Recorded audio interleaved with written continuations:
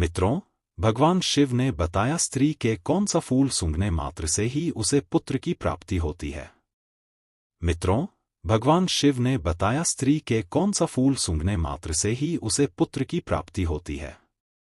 एक समय की बात है, भगवान भोलेनाथ कैलाश पर्वत पर बैठे हुए थे। तभी माता पार्वती आकर उनके समीप बैठ गईं और कहने लगीं, स्वामी, आज जब मैं आकाश लोक में भ्रमण कर रही थी, तब मैंने पृथ्वी लोक पर एक अद्भुत दृश्य देखा, जिसे देखकर मेरे हृदय में ममता का भाव उमड़ पड़ा। भगवान शिव ने पूछा, हे देवी, आपने ऐसा कौन सा दृश्य देखा है जिससे आप इतनी विचलित हो गईं?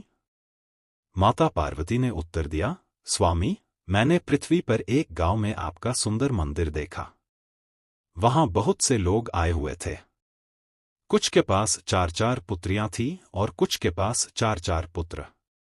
लेकिन जिनके पास केवल पुत्रियां थीं, वे अपने वंश को आगे बढ़ाने के लिए बहुत दुखी थे।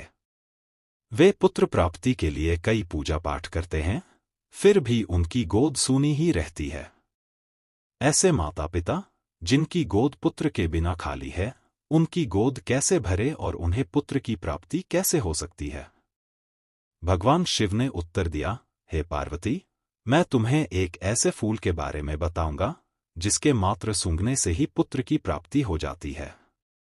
माता पार्वती ने उत्सुकता पूर्वक पूछा, प्रभु, वह कौन सा फूल है जिसके सूंघने से पुत्र की प्राप्ति होती है? कृपया मुझे बताइए कि वह फूल कैसे प्राप्त किया जा सकता है और उसे किस प्रकार सूंघना चाहिए।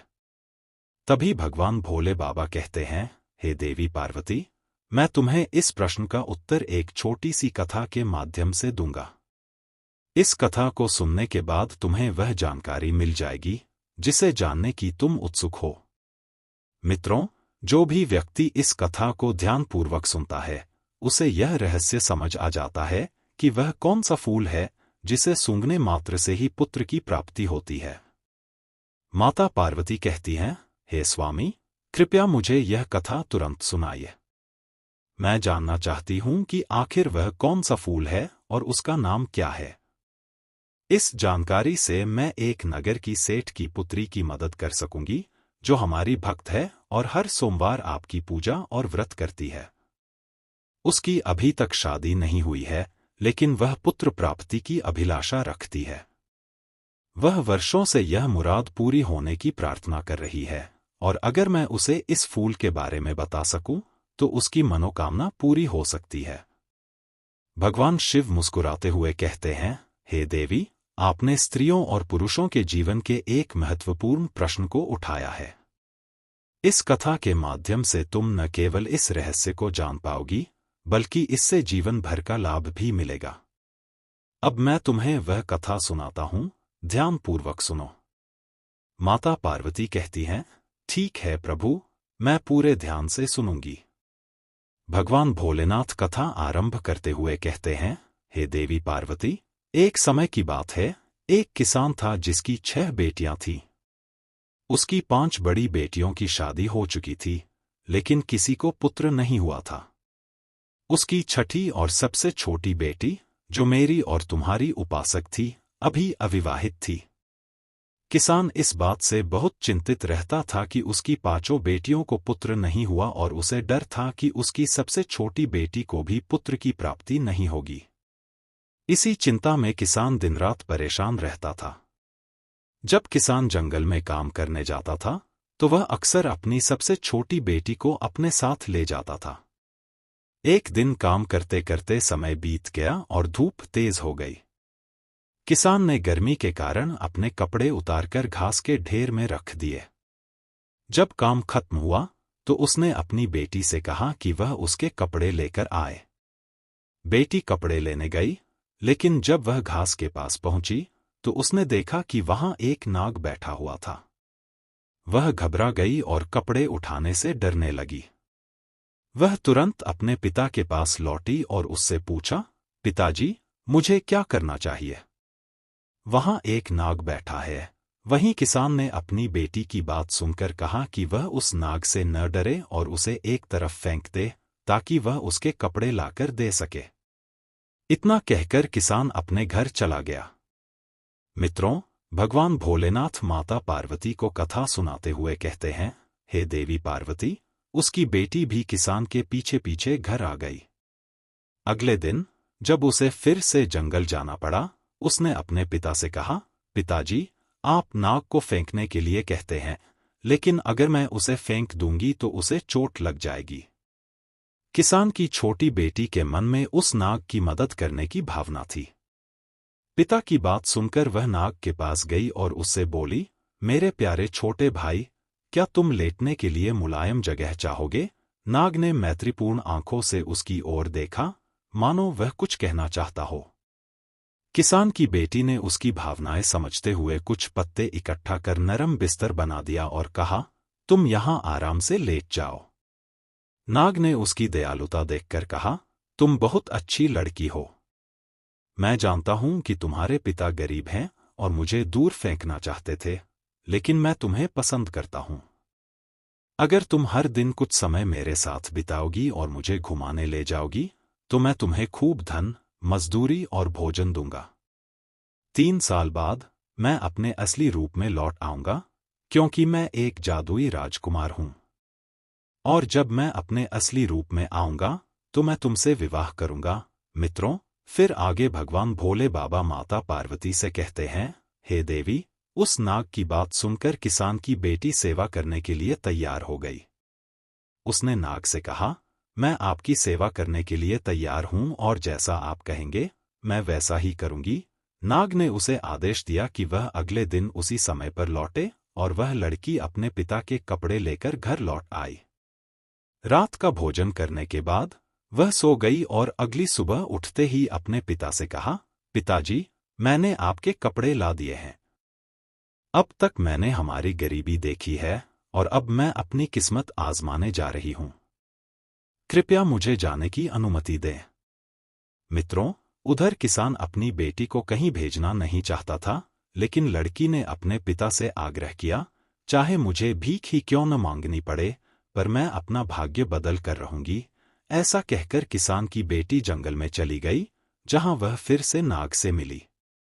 नाग उसके आने पर बहुत प्रसन्न हुआ और उससे कहा, अब जब तुम आ गई हो, तो मुझे इधर-उधर घुमाने के लिए ले चलो। किसान की बेटी ने वैसा ही किया और नाग को लेकर चल दी। भगवान भोलेनाथ आगे माता पार्वती से कहते हैं, हे देवी, जब शाम हुई और दिन समाप्त होने लगा, तभी जंगल में अचानक एक शानदार महल प्रकट हो गया। उस महल में एक बड़ा सा कमरा था, जिसमें एक बड़ी मेज पर खाने पीने की चीजें सजी हुई थीं, जो उस लड़की ने अपने जीवन में कभी नहीं देखी थी। किसान की बेटी ने भरपेट खाना खाया और फिर आराम करने चली गई। रोजाना वह नाग को घुमाने के लिए कुछ घंटे जंगल में ले जाती और फिर महल में लौटती, जहां उसके लिए शानदार व्यवस्था की जाती थी। मित्रों, फिर आगे भगवान भोले बाबा माता पार्वती को कथा सुनाते हुए कहते हैं, हे देवी, इस प्रकार धीरे धीरे 1 वर्ष बीत गया। किसान की बेटी ने नाग से अपने पिता से मिलने की अनुमति मांगी। नाग ने कहा, तुम्हारी इच्छा अपने पिताजी से मिलने की है, तो जाओ मिलो, पर अगले दिन वापस लौट आना। नाग इस शर्त पर सहमत हुआ कि वह तुरंत लौटेगी। किसान की बेटी अपने पिता और बहनों के लिए सोना और कीमती चीजें लेकर घर चली गई। जब वह अपने खजाने के साथ अपने पिता के पास पहुंची, तो उसके पिता और बहनें जानना चाहती थीं कि उसे यह सारा सामान कहां से मिला और इसका असली मालिक कौन है। लेकिन लड़की ने कुछ नहीं बताया, क्योंकि नाग ने उसे ऐसा करने से मना किया था। यहां तक कि उसके पिता और बहनों ने उसे बहुत मारा पीटा, लेकिन उसने कुछ नहीं कहा। अगले दिन वह वापस जंगल में नाग के पास लौट गई और हर दिन नाग को घुमाने ले जाती रही। मित्रों, इस प्रकार दूसरे वर्ष के अंत में भी वह अपने पिता और बहनों से मिलने गई। जब तीसरा वर्ष पूरा होने पर वह फिर से अपने पिता के पास जाने की तैयारी कर रही थी। नाग ने उससे कहा, आज तुरंत लौट आना, कल तक मत रुकना। लड़की ने वचन दिया और अपने पिता के घर चली गई। वहां उसके पिता और बहनों ने फिर से जोर दिया कि वह बताए, यह सारा धन कहां से आया और वह किसके यहाँ काम करती है। लेकिन उसने कुछ नहीं बताया, तो उसके पिता ने उसे घर से बाहर जाने से मना कर दिया। फिर किसी तरह वह घर से निकलने में सफल हुई, पर जब तक वह जंगल पहुंची, बहुत देर हो चुकी थी। नाग वहां नहीं था, महल भी गायब हो चुका था, और 3 वर्ष पूरे होने के बाद नाग का जादू टूट चुका था। वह राजा के रूप में बदल गया था और अपने राज्य वापस चला गया था। नाग को न पाकर किसान की बेटी बहुत दुखी हुई। उसे लगा कि अगर उसके पिता और बहनों ने उसे रोका न होता, तो शायद वह नाग अब भी उसके साथ होता। तब उसने नाग को खोजने का फैसला किया। रास्ते में उसे एक झोपड़ी मिली, जहां एक बूढ़ी औरत रहती थी। उसने रात के लिए आश्रय मांगा और बुढ़िया को अपनी सारी बात बताई। बुढ़िया ने उसका स्वागत किया और अगले दिन उसे 3 चीजें दीं, एक सोने की तकली, एक सोने की सूत की रील और एक सुनहरा चखा। बुढ़िया ने बताया कि ये चीजें उसे राजा तक पहुंचने में मदद करेंगी। लड़की ने बुढ़िया को धन्यवाद दिया और राजा की खोज में आगे बढ़ गई। मित्रों, फिर आगे भगवान भोले बाबा माता पार्वती को कथा सुनाते हुए कहते हैं, हे देवी, किसान की लड़की तीनों सेब लेकर आगे बढ़ चली। कई दिनों के लंबे सफर के बाद वह एक कांच के पहाड़ के पास पहुंची, पर उसे यह समझ नहीं आ रहा था कि इस फिसलन भरे पहाड़ को कैसे पार करे। बार बार वह पहाड़ पर चढ़ने की कोशिश करती, लेकिन नीचे फिसल जाती। अंततः उसे कुछ दूरी पर एक लोहार नजर आया। वह उसके पास गई और अपने हाथों और घुटनों में घोड़े की नालें बंधवा लीं, जिससे वह पहाड़ पर चढ़ने में सफल हो गई। जब उसने पहाड़ पार किया, तो उसे एक महान नगर दिखा, और वह जान गई कि यही वह स्थान है जहां वह राजा, जो पहले नाग था, रहता था। मित्रों, वही राजा अब अपनी पुरानी बातें भूल चुका था और पहले से ही एक खूबसूरत रानी से विवाह कर चुका था। हालांकि राजा की कोई संतान नहीं थी और उसकी रानी अपने परिवार को राजा की संपत्ति दिलाने की योजना बना रही थी, क्योंकि उसका मोह अपने घरवालों से अधिक था। उधर राजा भी निसंतान होने के कारण बहुत चिंतित था। मित्रों, फिर आगे भगवान भोले बाबा माता पार्वती को बताते हैं, हे देवी, उस किसान की लड़की एक दाई का भेष बनाकर राजा के महल में जा पहुंची। उसने रानी से काम करने की विनती की और रानी ने यह सोचकर उसे काम दे दिया कि वह सूत काटने का काम करेगी। जब पहले दिन किसान की लड़की ने बुढ़िया द्वारा दिया गया पहला सेब खोला, तो उसमें से सोने की तकली निकली। रानी को वह सोने की तकली बेहद पसंद आई और उसने किसान की लड़की से उसे खरीदने की इच्छा जाहिर की। पर किसान की लड़की ने कहा, यह तकली बिक्री के लिए नहीं है, लेकिन यदि आप मुझे एक रात राजा के साथ बिताने देंगी, तो मैं इसे आपको दे दूंगी। रानी को सोने की तकली इतनी प्रिय थी कि उसने किसान की लड़की की यह शर्त मान ली। उस रात रानी ने राजा को नींद की दवा दे दी, ताकि वह गहरी नींद में सो जाए और किसान की लड़की से बात न कर सके। मित्रों, फिर आगे भगवान भोलेनाथ माता पार्वती को कथा सुनाते हुए कहते हैं, हे देवी, इस प्रकार किसान की लड़की दुखी मन से राजा के पास बैठकर अपनी व्यथा सुनाती रही, लेकिन राजा गहरी नींद का नाटक करता रहा। वह यह सोचती रही कि राजा उसकी बातें सुन रहा है, परंतु कोई जवाब नहीं दे रहा। रात भर वह अपनी पीड़ा को व्यक्त करती रही और सुबह होते ही रानी आकर उसे फिर से राजा के शयन कक्ष से बाहर ले गई। राजा ने उस रात की कोई प्रतिक्रिया नहीं दी, क्योंकि वह नींद की दवा पीने का केवल दिखावा कर रहा था। दुखी मन से किसान की लड़की ने अगली रात फिर से रानी से सोने के धागे की रील के बदले राजा के साथ एक और मुलाकात की शर्त रखी। रानी ने यह शर्त स्वीकार की और उसने फिर से राजा को नींद की दवा देने का नाटक किया। लेकिन इस बार सेवक की जानकारी के बाद राजा पूरी तरह सतर्क था। उसने दवा को छिपाकर बाहर फेंक दिया और सोने का बहाना करने लगा। उधर रानी ने किसान की लड़की को एक बार फिर राजा के कक्ष में ले जाकर छोड़ दिया। किसान की लड़की राजा के पास आई, बहुत ही दुखी थी और फूट फूट कर रोने लगी।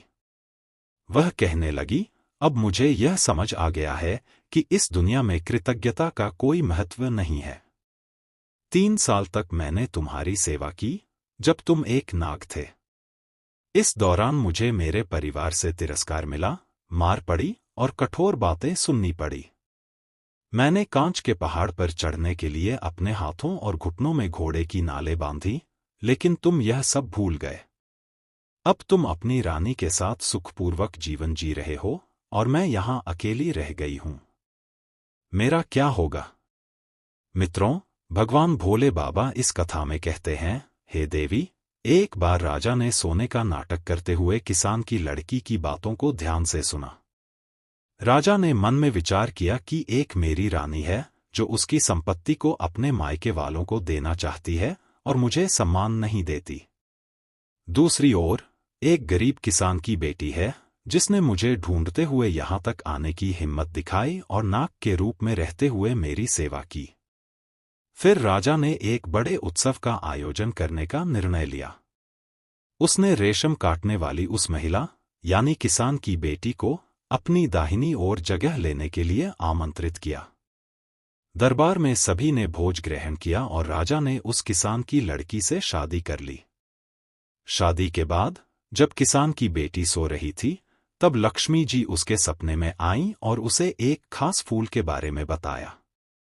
उन्होंने कहा कि मासिक धर्म के बाद जो स्त्री उस फूल को सूंघती है, उसे निश्चित रूप से पुत्र की प्राप्ति होती है। लक्ष्मी जी ने निर्देश दिया कि बगीचे के उत्तर पश्चिम कोने में लाल और सफेद गुलाब के फूलों की टहनी को थाली से ढक दें और सुबह उसे हटा दें। इस तरह लाल गुलाब को सूंघने से पुत्र और सफेद गुलाब को सूंघने से पुत्री की प्राप्ति होती है। किसान की बेटी ने राजा को इस सपने की बात बताई। राजा ने बगीचे में लाल और सफेद गुलाब के पौधे लगाए। जब फूल आए तो उसने सुबह रानी को मासिक धर्म से निवृत्त होकर लाल रंग के फूल को सूंघने के लिए कहा। इससे रानी गर्भवती हुई और समय पूरा होने पर उसे एक पुत्र की प्राप्ति हुई। राजा ने खुशी से पूरे राज्य में मिठाइयां बंटवाईं। किसान की बेटी ने अपने पिता और बहनों को भी यह बात बताई और राजा की पहली रानी को भी इस फूल का रहस्य बताया। इसके परिणामस्वरूप सभी को पुत्र और पुत्री की प्राप्ति हुई। हे देवी, इस प्रकार सबके जीवन में सुख की अनुभूति हुई और उनके परिवारों में खुशियों का संचार हुआ। मित्रों, यदि आपको यह कहानी पसंद आई हो तो कमेंट बॉक्स में हर हर महादेव लिखकर वीडियो को लाइक करना न भूलें।